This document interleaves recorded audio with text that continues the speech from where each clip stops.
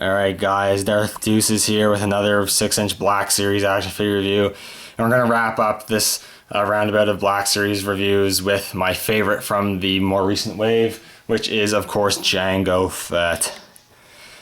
I've been waiting for this guy for a long time and I'm really happy I was finally able to find him.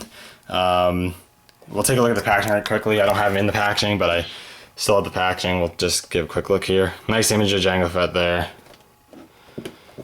Flip on the back, Jango Fett. In the final years of the Republic, Jango Fett was regarded as the best bounty hunter in the galaxy.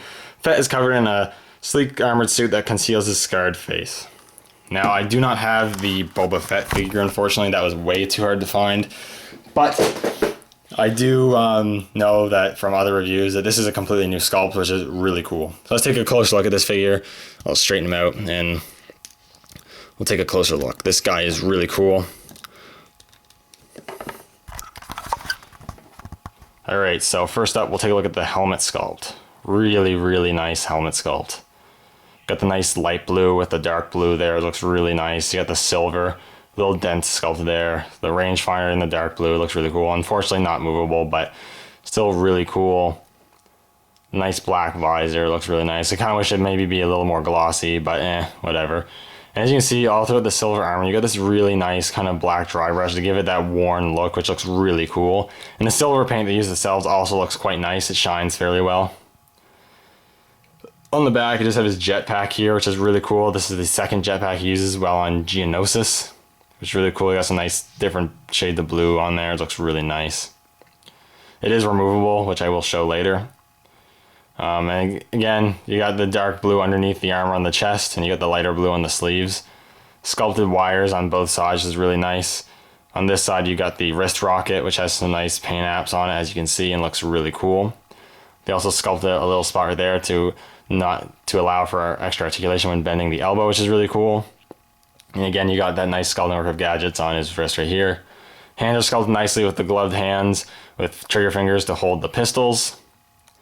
Nice belt with multiple pouches on there as well. And you do have the holsters which have sculpted straps for everything, which is I think is really cool looking. And you got that under suit which looks really nice in the blue. You got some nice black dry brushing to bring out the details. And again, that nice silver armor with some really nice sculpting work. And the boots even have their treads sculpted on there a little bit, so that's really cool.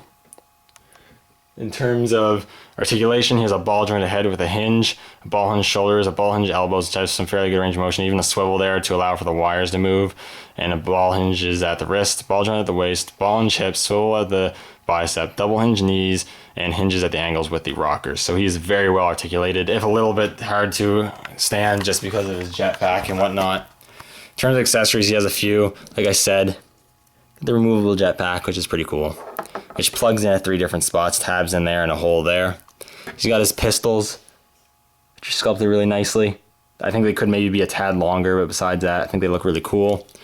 We take one of his hand there, and they can be slotted in the holster and fit really securely in there, like so. And last but not least, probably the coolest accessory is his removable helmet.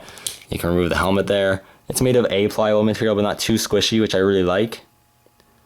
And then you have the head sculpt of Temuera Morrison, which I think is an excellent head sculpt. I think it really captures Temuera Morrison's likeness. I think it's really cool. Though for being a scarred bounty hunter, he doesn't actually have any scars that I can see sculpted on his face, which kind of sucks. The hair is sculpted nicely. The eyebrows could have been sculpted instead of just black lines, but they're okay. Just make sure to check your figure when you're buying and make sure you're getting one with good eyebrow painted, not too high or too low. And the eyes are painted okay, even though the eye pupils are just black circles. It's still a really nice looking head sculpt. Overall, this is a really cool looking figure. I think it is the best in the wave, or it is at least my favorite of the wave in my opinion. And one of my favorite Black Series 6-inch figures, really. I think it's a really nice figure. I think if you can find this guy, you should definitely pick him up. Anyways, thank you guys for watching. May the force be with you, and I'll see you all later.